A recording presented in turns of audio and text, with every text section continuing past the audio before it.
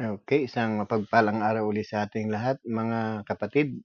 Muli tayong nagbabalik. Ito po muli ang Kohelet Ministry na patuloy na nagpapahayag sa atin ng salita ng Panginoon. Tayo po ay nasa episode 66 at ang topic po natin ay tungkol sa impyerno. So, marami na tayong napag-usapan regarding dito sa topic na ito at pagpapatuloy po natin. Kumusta na lang po doon sa ating mga taga-subaybay. So, pagpalain po kayo ng Panginoon. Nawa ay magamit ito natin sa marami pang tao na hindi nakakaalam tungkol sa banal na kasulatan, tungkol sa salita ng Panginoon. I-share po natin para sa ikalalago ng mga pananampalataya ng bawat isa at lalo higit sa ikatututo ng mga taong hindi pa po nakakarinig ng ganitong klase ng pag-aaral. So, purihin ang Panginoon at patuloy po tayong mag-aral. So, nasa episode 66 na po tayo at continuation po ng pinag-aaralan natin tungkol sa impyerno. So, napag-aralan natin sino-sino ba yung mga mapupunta dito sa lugar na ito. At yung huling pinag-aralan natin, kasama pala yung mga nagiging sanhi ng pagkakasala. So, wala tayong ka-idea na tayo pala ay minsan nagiging sanhi ng pagkakasala ng iba. Kaya nga doon sa mga tao na hindi po aware doon sa kanilang mga ginagawa at sila po ay nagkakaroon ng pagkakataon yung ibang tao na magkasala dahil sa atin o dahil sa mga taong nagiging sanhi. So, wala po tayong ka-idea. Kasali rin po pala yun sa mga mapaparusahan sa impyerno. So, kaya nga ang bili ng Panginoon, tayo po ay mag-ingat at huwag tayo maging sanhi ng pagkakasala. So, ngayon naman po, dagdagan natin, sino-sino po ba yung mga candidate para sa impyerno? So, ano-ano ba yung sino-sino ba itong mga tao na ito? So, umpisahan po natin sa aklat ng pahayag. Ito po yung sinasabi sa pahayag chapter 21, verse 8. So, ito po sa ikawalong kabanata. Ang sabi rito, malagim ang kasasabitan ng mga duwag, mga taksil, mga nagpasasa sa kasuklam-suklam na kahalayan, mga mamamatay tao, mga mapakiapid, mga mangkukulam, mga sumasamba sa Diyos-Diyosan, at lahat ng sinungaling. Sila'y ibubulid sa lawa ng naglalagablab na asupre na siyang pangalawang kamatayan. So, nakita natin, merong pangalawang kamatayan. Ito po yung tinatawag na sa final judgment. Ito po yung mga taong parurusahan. Ang sabi, sila ay ibubulid sa lawa na naglalagablab na asupre o yung parang sulfur ba ang tawag doon. Pero kung mapapansin natin, ang magiging kalalagayan nila ay napakahirap. Ang sabi nga dito, na sila ibubulid sa lawa naglalagablab na asupre na siyang pangalawang kamatayan. So, yung pangalawang kamatayan na tinutukoy dito, after po na tayo ay namatay physically, tayo po ay haharap sa paghukom.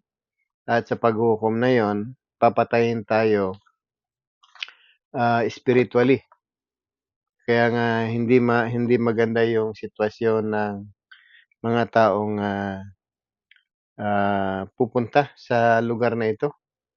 At yung mga taong mapupunta sa lugar na ito ay talagang, sabi nga doon sa huling pinag-aralan natin, sila ay parihirapan araw-gabi at magngangalit ang kanilang ngipin. So, yung paghihirap araw-gabi magpakailanman at sa sobrang hirap magngangalit po yung ngipin ng mga tao. So, tingnan po natin sino-sino ba itong mga ito. Unang sinabi rito, yung sabi, malagim ang kasasapitan ng mga duwag. So, ito po yung duwag na tinutukoy ay hindi yung duwag sa dilim, duwag sa pakikipag-away, hindi po ito yung duwag sa matataas. So, hindi po itong mga ganito. Ito po yung mga duwag na tinutukoy dito. Ito po yung mga taong naduwag tumanggap sa ating Panginoon. Marami po dito ang nakarinig ng salita ng Panginoon, subalit sila ay tinanggihan nila. Kaya maliwanag ang sinasabi ng Panginoon, ang sino mang magtakwil sa akin sa harap ng maraming tao, ay itatakwil ko rin siya sa harap ng aking amang nasa langit. So, ibig sabihin yung kaduwagan dito, yung hindi pagsunod o natakot siyang sumunod sa ating Panginoon. Maraming tao ang gusto sa Diyos pero ayaw sumunod, ayaw tanggapin ang Panginoon. Natuduwag siya na tanggapin yung katotohanan, naduwag siya na sumunod doon sa ebanghelyo ng ating Panginoon. Kaya nga marami ang hindi naging Kristiyano dahil sila po ay may mga relihiyosong kalalagayan. So itong mga relihiyoso na ito, natatakot sila na umalis doon sa kinamulatan nilang religion kahit ito ay hindi nila napatunayan kung tama ba ito o hindi. So, kahit dumating sila sa kanila ang katotohanan, kahit narinig na nila ang katotohanan, ito yung mga naduwag tumanggap sa ating Panginoon. Kaya nga hindi sabi ng Panginoon nung siya ay nagpunta rito, sinabi niya sa John chapter 12 verse 47 to 48, ito yung mga taong hindi tumanggap sa ating Panginoon. Kaya nga yung mga paparusahan ng Panginoon ay yung mga natakot tanggapin ang salita niya, natakot tanggapin ang aral ng ating Panginoon. Kaya nga sabi do sa sa verse 48 ng John chapter 12, may hahatol siya sinamang magtakwil sa akin at hindi tumanggap sa aking salita. Ang salitang ipinahayag ko ang hahatol sa kanila sa huling araw. At sabi rito sa verse 49, sapagkat hindi ako nagsasalita sa ganang sarili ko, kundi ang amang nagsugo sa akin na siyang nag-utos kung ano yung aking sasabihin. So maliwanag ang mga hindi tumanggap. Ito yung mga hindi sumunod o yung mga hindi kumilala sa ating Panginoon. Ito yung mga taong natakot na wag tanggapin yung katotohanan na siyang magdadala sa kanila sa buhay na walang hanggan.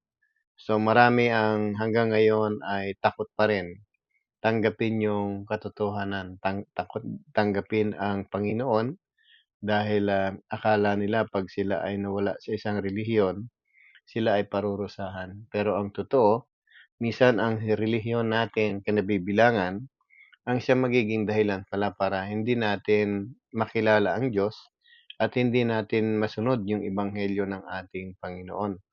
Kaya nga sa sobrang takot natin na huwag umalis doon sa relihiyon na kinabibilangan natin kahit alam natin na ito ay hindi totoo, para bang kung titingnan natin hindi nagsasabi ng katotohanan at hindi mo natagpuan ang wastong aral sa kanila, nananatili ka pa diyan.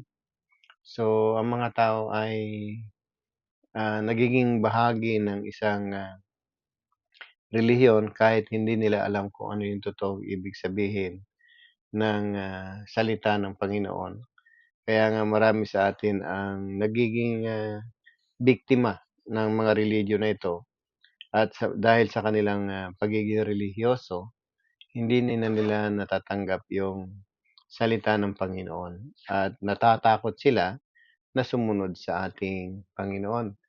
Kaya nga mahalaga yung alam natin na isa palang kandidato sa kapahamakan o sa impyerno, ito yung mga taong naduwag tumanggap ng katotohanan, naduwag sumunod sa ebanghelyo ng Panginoon, o naduwag siyang tanggapin ang Panginoon sa buhay niya. So, sino pa? Ito yung mga taksil. Pag sinabing mga taksil, ito yung mga merong, hindi siya faithful doon sa kanyang, Panginoon, kanyang asawa, kanyang kanyang, kinakasama. Ibig sabihin meron siyang, ah, second party sa buhay niya.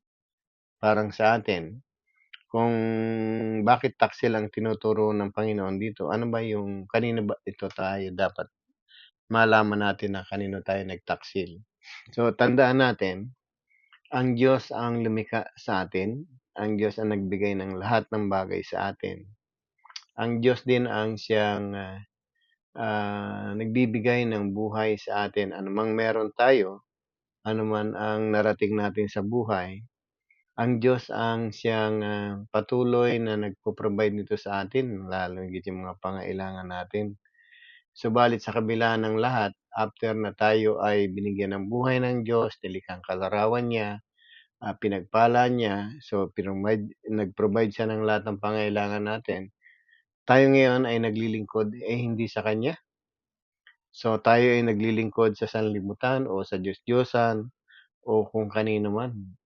Kaya nga yung pagtataksil na tinuturing dito, na parurusahan, ito yung mga taong, hindi kumikilala sa Diyos matapos siyang bigyan ng buhay, matapos siyang, pagpalain, matapos tayong kalingain ng Panginoon, hindi natin siya kinikilala. Kaya tama yung sinasabi sa 2 Thessalonica, yung mga hindi kumilala sa Diyos kasama yan sa parurusahan. Kaya nga, ito pala yung tinutukoy na taksil. Kung mapapansin natin yung mga nagtataksil sa asawa at yung mga galit na galit yung asawa. Mga nagtataksil sa trabaho, talagang galit na galit yung amo. So, ganito rin, nung tayo'y binigyan ng buhay ng Panginoon, dapat sana ay, ah, kilanlin naman natin siya. Dapat sana ay paglingkuranin man natin siya o kaya bigyan natin siya ng kapurihan sa pamamagitan ng buhay na ibinibigay niya sa atin. Mahirap isipin na, matagal tayong nabuhay and yet wala kang ginagawa para mag-glorify ang ating Panginoon. Wala kang ginagawa para kinlanlin siya o hanapin siya. Kaya nga maganda itong, may ganitong klaseng pag-aaral. Makikita natin na ang Panginoon ay nagsasabi sa atin ng mga bagay na dapat nating gawin para hindi tayo, mapahamak, upang hindi tayo rin ay maparusahan sa impyerno. So makakaiwas tayo ngayon na sa kaparusahang ito. Kaya nga yung mga parusang iginagawad ng Diyos sa mga tao, so tama lang dahil, maraming tao po ang hindi kumilala sa ating Panginoon at maraming tao ang, hindi sumunod sa ating Panginoon at hindi siya, kinikilala ng ating hindi nila kinikilala ang ating Diyos na siyang nagbibigay sa atin ng buhay. Instead na siya yung paglingkuran natin, iba yung ating pinaglilingkuran. Instead na iba yung pinupuri natin, so sila rin iba yung pinupuri natin instead na ang ating Diyos na nagbibigay ng buhay. So sino pa bukod sa mga duwag at mga taksil, mga nagpapasasa sa kasuklam-suklam na kahalayan, ano ba itong mga bagay na ito? Ito yung nakakasuklam sa paningin ng Diyos. Ito yung mga tao na gumagawa ng mga kahalayan, yung tulad ngayon para bang, ang pagtatalik ng kapwa lalaki sa lalaki, para bang dito sa panahon natin ngayon ay para bang okey na. Para bang, wala ng, hindi na masama. Pero sa panahon ng, lumang tipan, nakita natin yung mga kasamaan ng tao na kinasusuklaman ng Diyos, kabilang yung mga kabilang yung mga nakikipagtalik sa kapwa babae, ang babae at kapwa lalaki, yung mga lalaki. Kaya marami ang, mga tao na mapaparusahan dahil sa mga, matinding kahalayan na 'yan. Kaya nga yung mga taong nangre-rape, mga taong, nagiging, ah hayok sa laman para bang merong tayong nababalitaan na kahit mga kapatid, ginagahasa, magulang ginagahasa. So, may mga gano'n at 'yun yung mga tao na sinasabi rito na yung nabubuhay sa kasuklam-suklam na kahalaya. So, marami ang hindi nila namamalayan, maraming tao ang hindi nila alam na yung mga ginagawa nilang ganito ay ikapapahamak pala ng bawat isa sa impyerno. So, marami ang parang okay na sa kanila yung third sex, parang may mga tinatawag tayo na ano, yung mga, LGBTQ. Minsan talagang, hindi nila alam na ang Diyos ay namumuhi sa gano'ng bagay. Tandaan natin tayo ay ginawa ng Diyos na isang babae at isang lalaki, na ang purpose ay makasama ng lalaki ang isang babae at doon sila magkakaroon ng pagkakataon maging pamilya at, kung meron mang, mga bagay na, pinagkaloob ang Panginoon na may blessing, ito yung pakikipagtalik sa asawa. Ito po yung may blessing. Dito mo mararamdaman yung biyaya ng Panginoon. Subalit kung tayo ay gumagawa ng kahalayan na hindi sa ating, kapartner o hindi sa atin, so ito po yung mga tao na hindi kinalulugdan ng ating Panginoon. Ito po yung mga tao na, mga nadumihan yung kanilang mga isip ayon dun sa aklat ng Roma. Kaya nga sa mga kapatid, kung, ang mga katulad ng mga ito ang mga kaibigan natin o mga kamag-anak natin, so paalalahanan natin at, sikapin natin na maiparinig yung salita ng Panginoon sa kanila at para mababalaan sila bago dumating ang panahon na sila'y hahatulan ng ating Panginoon. So, sino pa bukod dun sa namumuhay, nagpapasasa sa kasuklam-suklam na kahalayan, mga mamamatay tao. So, ang dami pong, mga mamamatay tao ngayon, mga terrorist at mga killer na tinatawag. So, ang dami pong, mapapahamak dahil dun sa mga activities na yon. Alam natin na ang, trabaho ng mga ito ay kumitil ng buhay na supposed to be ang Diyos ang siyang may kapangyarihan na gumawa nito. At itong mga tao na ito ay hindi na kumikilala sa ating Diyos. Kasi isa sa utos ng Diyos na huwag kang papatay at, sabi do'n, huwag mong gagawan ng masama ng iyong kapwa. Subalit ang mga ito ay directly na lumalabag sa utos ng Diyos na huwag kang papatay. Ang buhay natin ay sa Diyos, hindi kung kanino man. At kung sila man ay nagkakasala, hindi mo sila dapat patayin. Merong husgado o may batas at kung sila man ay, ah, nakalusot sa batas, merong batas din ang Diyos na hindi puwedeng makaiwas ang marami. So, kabilang po yung mga mamamatay tao sa parurusahan ng Diyos na siyang pangalawang kamatayan. Mga mapakiapid, ito po yung nagkakaroon ng mga pakikipagtalik sa hindi niya asawa. So, marami po ang nagiging biktima ng broken family dahil sa mga ganitong klaseng, tao. Marami may asawa na siya, nakikiupid pa siya sa iba. So, kabilang din pala ito sa parurusahan ng Diyos at mababasa naman natin at, kung titingnan natin at bibigyan natin ng malinaw na kahulugan yung pakikiapid, ito po yung pakikipagtalik kung kani-kanino instead na sa iyong asawa o sa iyong kapartner. So, mahalaga na alam natin din 'yan at kung tayo kabilang sa mga gumagawa nito, umpisahan na nating iwasan 'to at alisin na sa isip natin yung mga ganitong pagnanasa, ang ganitong, pakikipagtalik sa iba. So, sino pa? Mga mangkukulam. So, totoo pong merong mangkukulam. Sa lumang tipan meron po talagang mangkukulam. Sa Biblia po nakasulat yung mga mangkukulam. So, marami tayong alam na at nabalitaan nakikita sa dyaryo, sa TV, o saan man nakikita natin sa internet, meron po talagang mangkukulam. At yung mga mangkukulam na yan, gumagamit sila ng, karunungan ng dyablo para saktan yung isang kinukulam. Kaya nga ang galit ang Diyos sa mga ito. Yung ginawa ng Diyos na ayon sa kanyang larawan ay sinisira ng mga ganitong klaseng tao, mga mangkukulam. At walang kaalam-alam yung mga taong sinasaktan nila.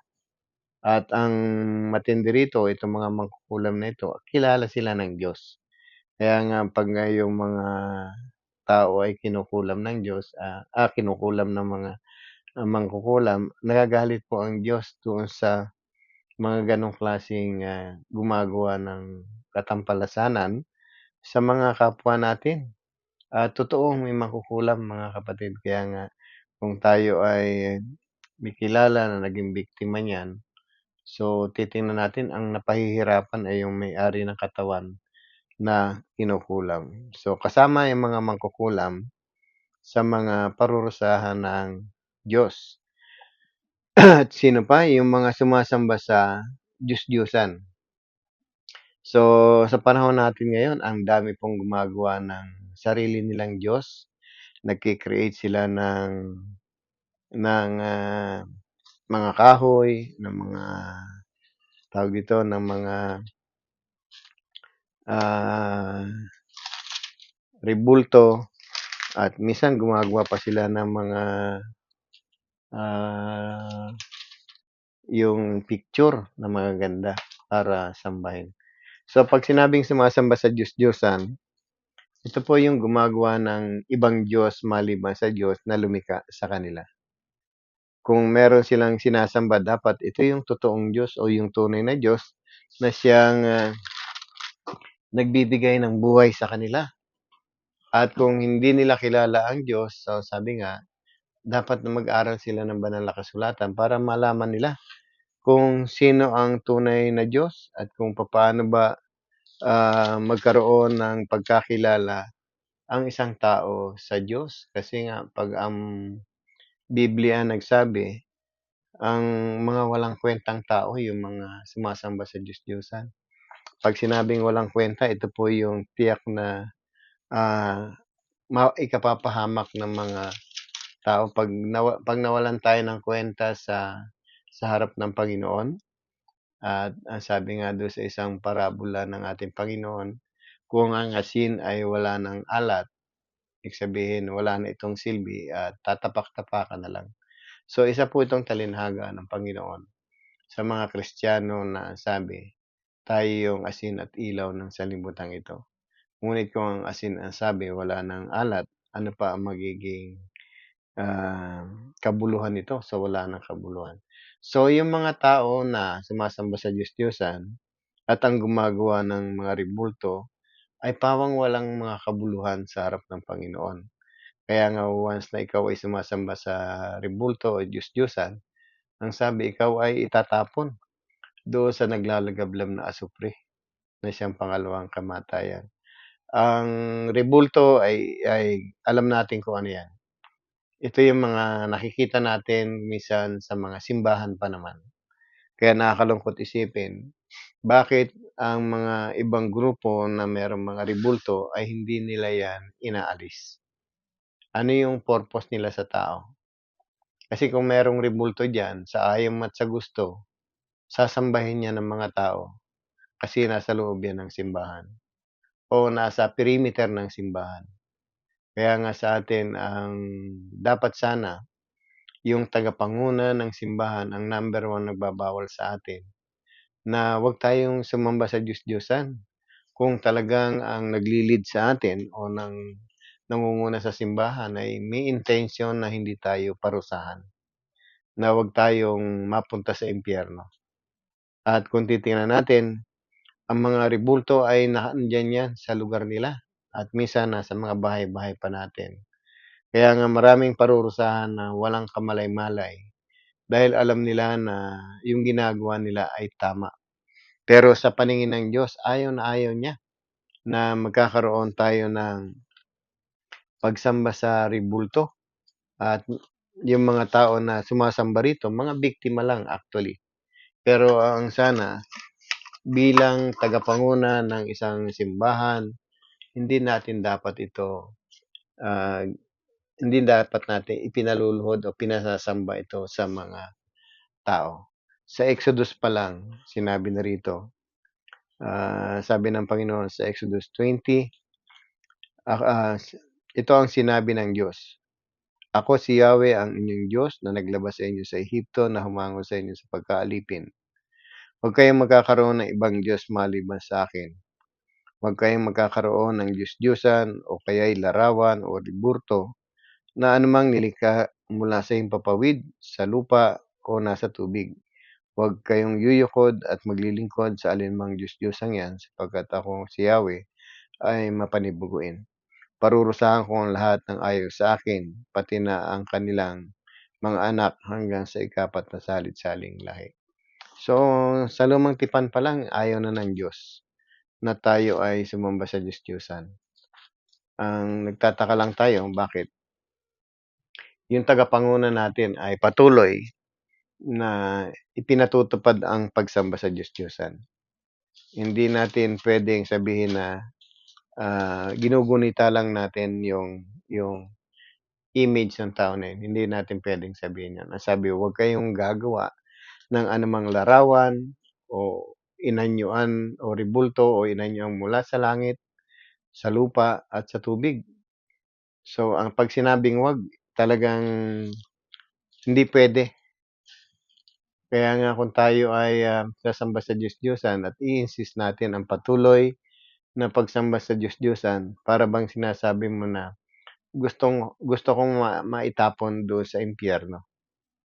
Kaya nga kung concern sa atin, yung mga nangunguna sa atin, yung nag-aakay sa atin, tungo sa pagsunod sa ating Diyos, so dapat tayo mga tao ay minsan ay hinahanap din natin yung resulta ng pinagagawa sa atin ng ating tagapanguna. Parang katulad nito, alam ba ng miyembro na yung sasamba sa Diyos-Diyosan ay parurusahan?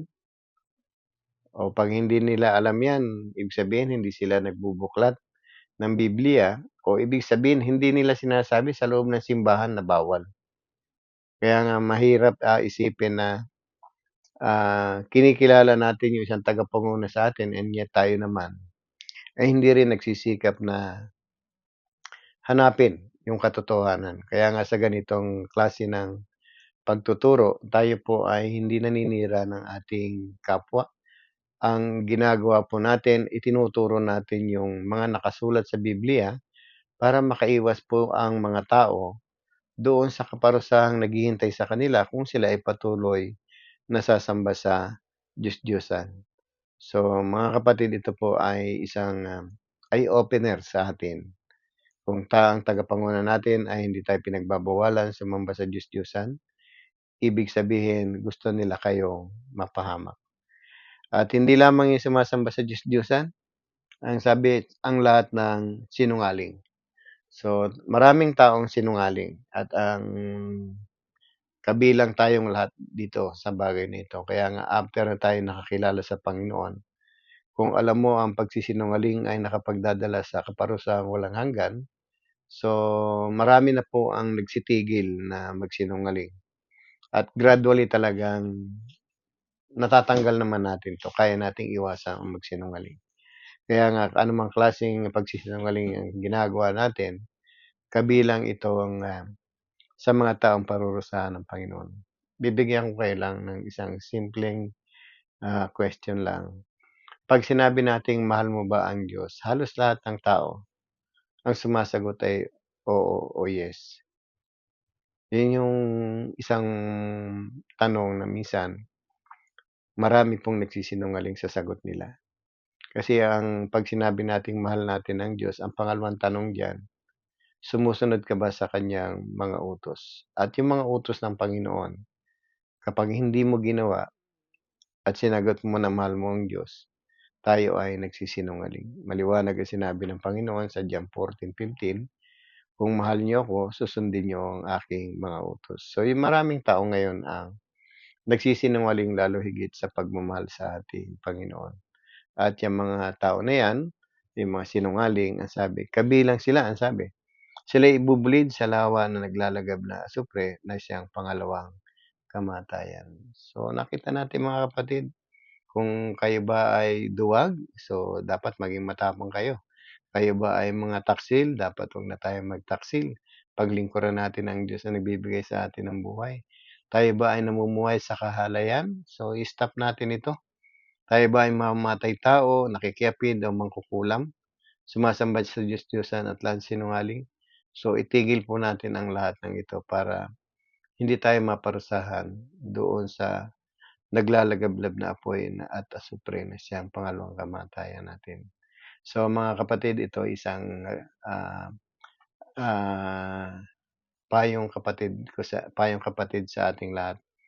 Kung meron tayong kakilala na kandidato sa lugar na ito, pilitin nating ipaalam sa kanila yung biyaya ng Panginoon para sila ay makaiwas sa lugar na ito. So, hopefully sa ating maiksing pinag-aralan, meron po tayong natutunan at ang ginagawa natin ito ay para lamang sa kapurihan ng ating Panginoon at lalo higit sa ikaliligtas at ng mga kapatid natin at sa paglago ng kanilang pananampalataya. Purihin ang Panginoon at pagpalain po kayong mga nakikinig at sumayin niyo lagi ang kapayapaan ng Diyos. Ay patuloy tayong pagpalain niya. At ano man ang ginagawa natin, tandaan natin, sikapin nating matupad natin ang kalooban ng ating Panginoon. Sa kanyang kapurihan at siya lamang ang ating dapat sambahin. Mag-ingat po kayo. Susunod po ulit nating pagkita-kita. Share ko pa sa inyo yung ibang nalalabi na mga kandidato sa pagpunta sa impyerno. God bless po. See you again sa susunod na episode.